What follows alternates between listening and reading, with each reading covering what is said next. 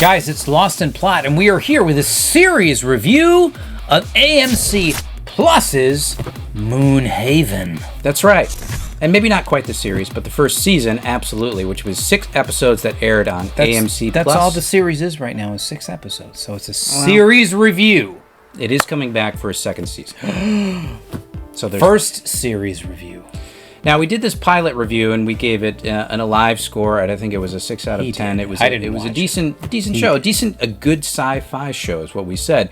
But we also warned that it was behind the paywall over at AMC Plus, and that may have been a negative factor going against it. But You got to pay. if you paid and watched all of these 6 episodes, I'd say this was a pretty well done sci-fi season. I was a little bit worried about it because the first episode, they do a great job. There's a lot of plot, a lot of character introduction.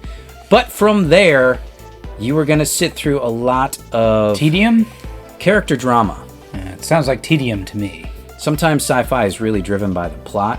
Not so much here. The ideas. Yeah.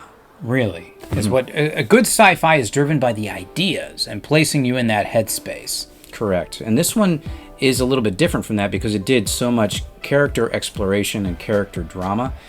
And depending on what your patience is for some of that stuff, that'll depend on how much you like the show. And in fairness, when you tune into sci-fi, you don't do so generally for character drama. Often you don't. Now, if you compare it to a show like The Expanse, which is so much driven by the plot and the conflicts, there are some conflicts here.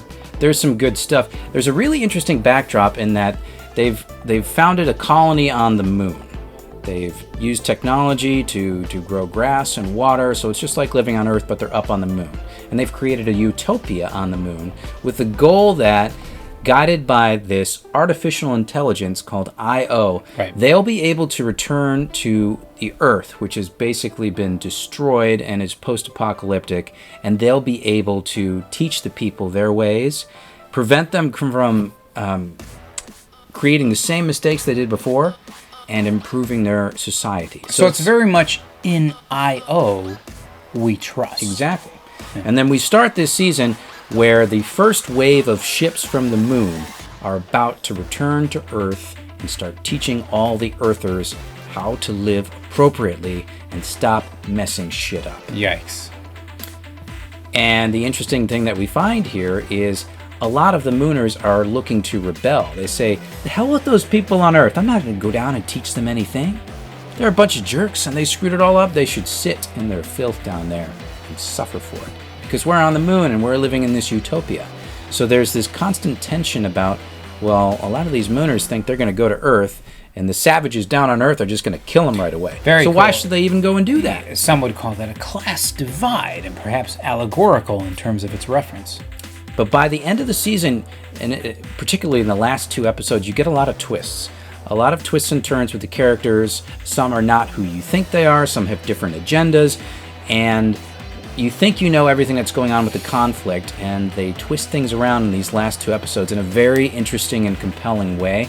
And the performances here are good. Now, when you're talking about a lot of character exploration and character drama, you better have some damn good actors to pull that off. Otherwise, you're gonna be suffering. Dominic Moynihan. And Dominic Moynihan and the lead, I don't know the actress's name, but she plays Bella, do a good job with their characters, as do a lot of the other characters in this cast. So Moonhaven, as the first season goes, which again is a brief 6 episodes, is alive, and it's alive at a 7 out of 10.